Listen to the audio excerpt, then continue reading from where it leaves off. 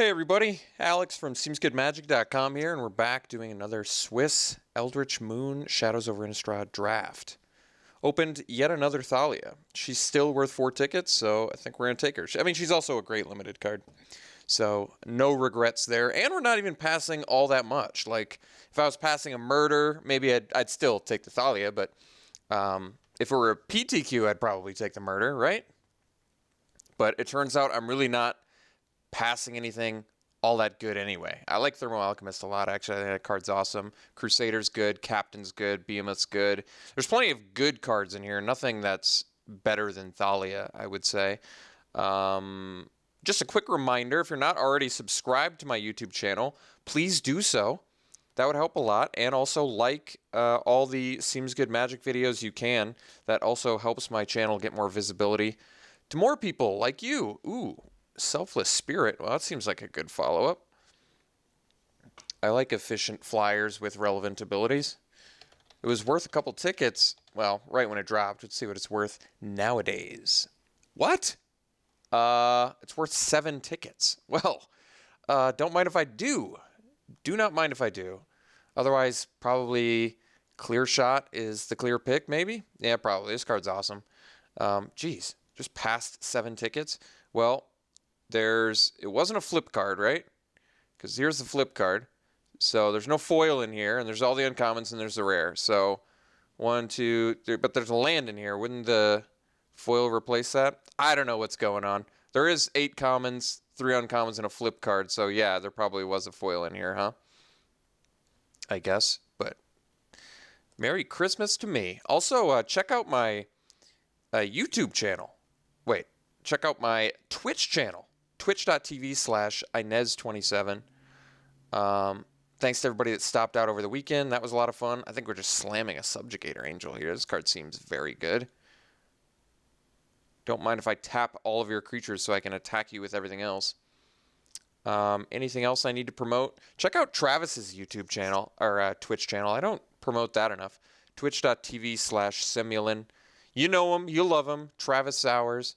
Regular poster on Seems Good Magic, so check out his stuff as well. You can find all the links for his stuff and on his videos, and all the links to my stuff on my videos, so feel free to do that. All right, is there anything else great in here? I mean, Guardian Priest is fine. I would play Spectral Reserves. Captive's a great card, but pretty clear angle. I love Lone Rider. This card is... I got a chance to play it, and I thought it was pretty amazing. There's a Boon of Emrakul in here, which is also good removal, but I think I actually really like this Lone Rider a lot. This card's good. All you need is 1 combat trick. I mean, I guess it's specific combat tricks, but like Borrowed Grace, Borrowed Hostility would work. Strength of Arms. There's just all sorts of good stuff that works with it. And it's insane when it flips. I mean, how do you beat a 4/4 first strike trample lifelink? You gotta remove it. There was a Geist in there as well. Ooh, like a Lunarch Mantle on it. That'd be... We're going deep on that, I guess. Otherwise, there's Woodcutter's Grit, which also works with it. I don't know how I feel about Lunarch Mantle. I've played against it, and it's dominated me before. It's actually kind of an intimidating card. It does legitimately work well with Lone Rider. I have a feeling we'll be able to find it later. I mean, Certain Death's fine. It's not that great. I don't know how I feel about Black-White anyway. Woodcutter's Grit is slightly good. It's not worth going in green for. And actually, Certain Death's just not worth going in black for. You can splash for Certain Death, though. So it might just be the pick. Like, I expect I'm going to find another Lunarch Mantle. There's also Exultant Cultist, though, which isn't a reason to go in blue, but I think I'm actually going to take it just because it's a great card. Providence. Rhode Island. All right. Could take another Cultist. I think we'll take the Fiendbinder. Oh, actually, there's a Prey Upon? That's pretty insane, actually. There's a 6-pick Prey Upon. Yeah. I think we got to take the Prey Upon here. I like Fiendbinder and all. And Ride Down probably is going to go late just because I don't expect Red-White to be hugely popular. But Prey Upon is just premium removal. I mean, granted, we don't have great creatures for it right now, but we'll find them. I would take a 5th pick prey upon as a sign that perhaps green is open. I think people are kind of not understanding why prey upon's very good right at the moment, mostly because they're used to cards like Rabid Bite, especially if they're, you know, a little more new and they're just sort of played in this format. So they're like, prey upon's not very good. You have to deal damage to your creature too. No, this card is very good. 1 mana removal spell. I can take the Captive. I can take the Courageous Outrider. Outrider's going to work better with the Prey Upon. It also could find our Lone Rider or our Thalia currently, which is good. But I'm a big sucker for this Captive. I love these. This is a great ramp card. I think Outrider's really good too, though. 4 mana 3/4 that replaces itself, hopefully. I'm still going to go ramp. I like the Outrider. It works better with the Prey Upon, but what can I say? I'm a sucker for that. All right, I'm going to take the Priest here. It's a good 2-drop human. I mean, the thing about Captive is just the fact that it ramps and turns into a win con later. Like, those two aspects of it. Usually these cards, it's one or the other, right? Usually it's one or the other. Something ramps you or something kills your opponent. The fact that this has both built into it is insane. And that it feeds its own transform. It's honestly an insane card. I don't think I'm overselling it. Let's take the Fiendbinder over the Swift Spinner. I'm not really sold on this standard bear. I think there's another one, right? But not really sold on either of them. I like the Wretched Gryph a lot more than I initially gave it credit for. We're still going to take Fiendbinder, though. I'm going to take the Lunarch Mantle over the Wolfkin Bond. I think plenty of people have been saying Wolfkin Bond is a better card. They might be right about that. Yeah, they might be right about that. I don't know, though. You pay 3 extra mana to get a wolf. And this, you pay 3 less mana, and it has an additional ability. I mean, you do have to sack a permanent, but I'm going to take Mantle. I guess we'll take the Cathar's Shield. Am I going to play it? Not super likely. I guess it's actually pretty good on a Fiendbinder. A 3/5 that taps something when it attacks. It's pretty good, actually. All right, we'll take it. All right, we'll take the super late Haunter. Maybe, oh, I got the Mantle anyway. All right.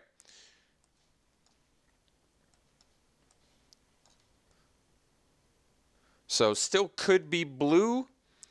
Still could be green. I think our green cards are better than our blue cards, but both of our blue cards are certainly playable. And we are absolutely white. If we can pick up another Lone Rider with this double Lunarch Mantle, that would be slick. What do you got for me? Extricator's pretty bomb. We probably take that. I've played the, geez, double Prey Upon. I'm still going to take Extricator. This card's fantastic. Do we have much of a Delirium? Well, Lunarch Mantle helps feed it. We need some actual removal. Well, I guess Prey Upon counts. I'm still going to take Extricator. I love this card. This card's really good. Going to take it over Shieldmate. I was going to say I haven't been that impressed with Wharf Infiltrator. Granted, it hasn't come up a lot, but it seems like there's a lot of 1-power creatures in this format. Like, there were a lot less in Triple Shadows, but it seems like there's just a lot of 0 or 1-power creatures that are highly playable, which makes Wharf Infiltrator a lot worse, in my mind. But Extricator is fantastic, like I said, so I'm going to take this card. Borrowed Grace, very good. It's going to work really well with our Lone Rider. Could take a Slayer. It helps. It brings back the Lunarch Mantles, which is kind of nice. And there's a Woodland Patrol, which is whatever. I think we're more in the market for this Borrowed Grace. We already have 10 creatures, although granted, we're going to end up cutting one of these colors, so we really only have like 8 creatures or 9 creatures. Or is that right? 9 creatures or 8 creatures. So we'll see. But I'm going to take Borrowed Grace. I like this spell a lot, actually. Borrowed Grace is played a lot better than I expected it to. Okay. So we can take Geist of the Lonely Vigil and go for more of white Delirium sort of strategy. I think Geist of the Lonely Vigil is a fine card regardless. 2 mana, 2/3 flying defender is not bad. And eventually it can attack. And we at this point, we have some cards that build towards Delirium, so I think I'm on board with that. I haven't gotten a chance to play with it. I just suspect that it's a better card than Steadfast Cathar. It might not be. We don't look like we're hyper aggro anyway. We look like we're more of... Well, I mean, we could be, but we've got some good value win cards right now, right? Captive, Extricator, Subjugator, all the Gators. All right, let's take the Geist here. Ooh, Choking Restraints. This card's good. Get some more removal. This would be a great card to combo with Ironclad Slayer. You sack it, you exile, and then you bring it back, and you get to replay it. That's pretty cool. All right, another Priest. I am okay with that. We got a Vampire Lord here, but I don't think he's all that good. Well, no, he is good, but not for us. Priest. We'll take it over the Swift Spinner. So, ooh, Faith Bearer Paladin versus a third Priest. Well, you don't want to go infinite on Priests. There's sometimes where the Priests are going to be not that good, too. I'm probably fine with 2 Priests and take the Paladin here. It fits our curve nice anyway. It's a good card. Certainly good with Lunarch Mantle. Give it flying and flying lifelink. It's pretty good. All to certain deaths. There's an It of the Horrid Swarm. Maybe that's better, actually. Would I rather pay 5 mana for a 3/4 lifelink or 5 mana for a 4/4 with 2 1/1s? I almost would prefer the 3/4 with lifelink, I think. Not sure on that. I guess we're still not sure what our second color is. We've gone very deep white here. Okay, so we go Dawngryff versus Slayer. Slayer, like I said, does have the synergy with the Choking Restraints and the Lunarch Mantles. So it might get the edge, but Dawngryff has flying. That is good. We don't have much in terms of evasion, and flying is good. I know I'm going out on a limb saying that. We have a little bit of evasion already. I think I'm going to take the Dawngryff and maybe wheel a Slayer. Ooh. What the? If only I had Planeswalkers. We have Bloodbriar, but I don't think we have a lot of sack outlets, do we? We have the Extricator. We have the Lunarch Mantle. Ooh, Lunarch Mantle Bloodbriar goes kind of deep. I think we still got to take this Choking Restraints, though. It's a really late one, too, by the way. Shieldmate's fantastic. I'm going to take it over Spectral Reserves. I love that it's an offensive or defensive combat trick, as well as just a flash blocker. Like, all of that combines for a very good card in my mind.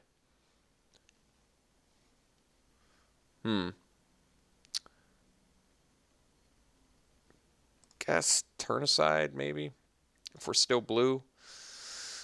Borderline mono white at the moment.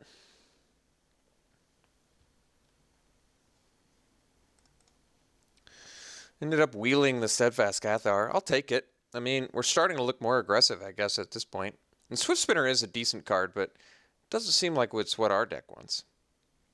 Yeah, maybe we play mono white beatdown. Who knows? It's theoretically possible. Is it necessary? Probably not. Laboratory Brute helps turn on our Delirium, but I don't know if that's a huge deal. I guess I'm not going to play Standard Bearer regardless, although it does technically feed Delirium, has some synergy with Borrowed Grace. Maybe. Well, got it anyway. All right. Cut the blue card just in case it works out. We'll see.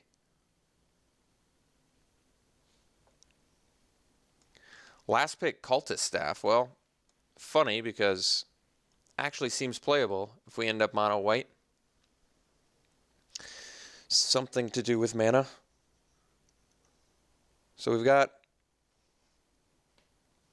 I mean, we're for sure white. We can go either green or blue. I mean, we could even go another direction if we open something insane here. Worth going into.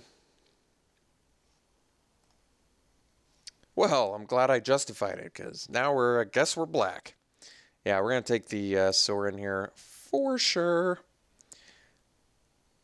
Let's see. Bound by Moonsilver also would have been a very solid pick, but come on, Sorin, you kidding me? What's Sorin worth these days? I love to look at how much I'm going to recoup from this draft before we've even started. 4 tickets. Less than a Selfless Spirit. How interesting. Jeez, and then we passed a Pack Guardian. And a Rabid Bite. I mean, they're good. I'd still just rather play Sorin. I could take the Inspiring Captain, or I could take the Apothecary Geist. We have how many spirits? Geist, Selfless. Probably let's just take out blue and green for now and assume we're gonna be black white and not splashing anything. Although we theoretically could splash. I probably don't want to play these either. So we only need a couple creatures and a few more cards. I could take the Inspiring Captain here. It seems better than Geist for our deck, probably. Boost the beaters.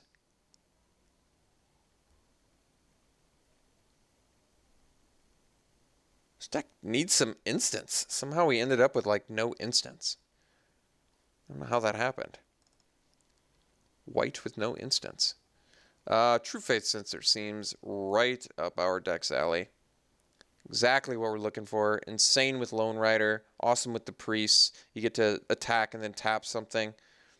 Turns it into like a little Fiendbinder. In fact, it gives it... makes it a bigger Fiendbinder, I guess, technically. Let's take the True Faith Sensor. It's also insane with Fiendbinder. Yeah, we've got a great little deck here for... Well, this is kind of weird, huh?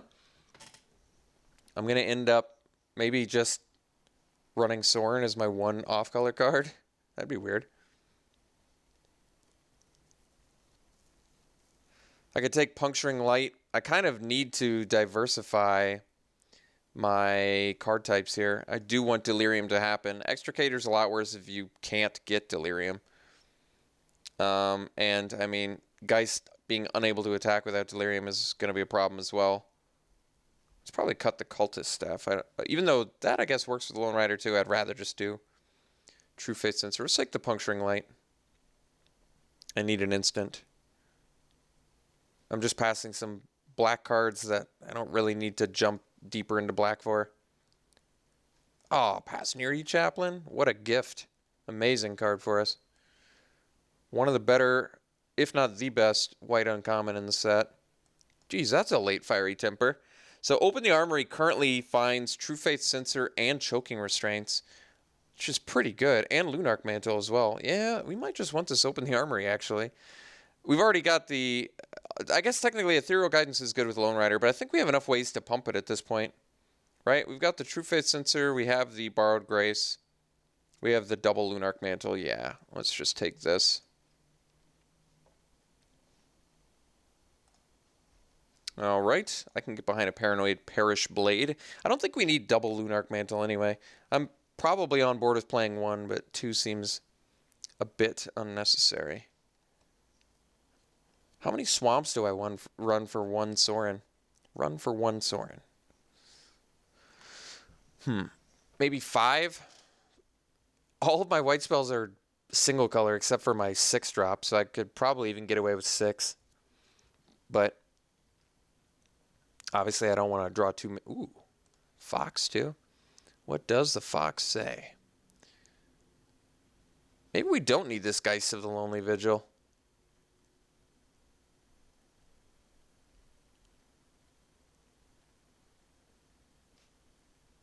And maybe we are a beatdown deck.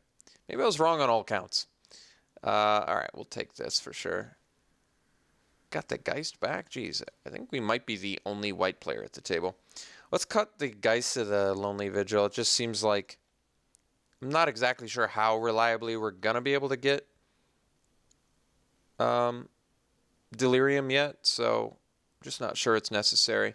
I might actually cut the Lunarch Mantle too. Between Open the Armory, finding True Faith Sensor, or Choking Restraints, we probably don't need to find a Lunarch Mantle. It just seems like our deck doesn't need it, basically. And then, what's the worst creature in the deck? I could take Hope Against Hope too, I guess. Probably don't need it. We have a lot of creatures. I mean, it's something we could do, but... and you can find it with Open the Armory, but I don't know. Probably don't need that either. Probably don't need Auras if we've got True Faith and Open the Armory. That's 2 ways to get there. Seems fine. So we only need to cut one more card. Guess we'll take the Accomplice. The Crow flies, but Accomplice is cheaper. Not exactly sure what to cut. Do we not need to open the armory? I mean, it seems like open the armory is the card to cut, but then I don't really have a ton of ways to pump Lone Rider, do I? I basically have True Faith or Bust. True Faith and Borrowed Grace. Well, that's not terrible, I guess. Actually, that's not true. Apothecary Geist can flip it. Nearheath Chaplain can flip it. Yeah, Chaplain's Blessing can flip it, but that's not going to happen. Whatever. So yeah, I guess we don't need the open armory. I mean, it's cool. It's like an extra copy of Choking Restraints, but it just seems like it's the cut. Everything else in our deck is great. And we're, like I said, we're borderline monocolor. I'll probably just run 5 swamps. That seems like more than enough to get our Sorin.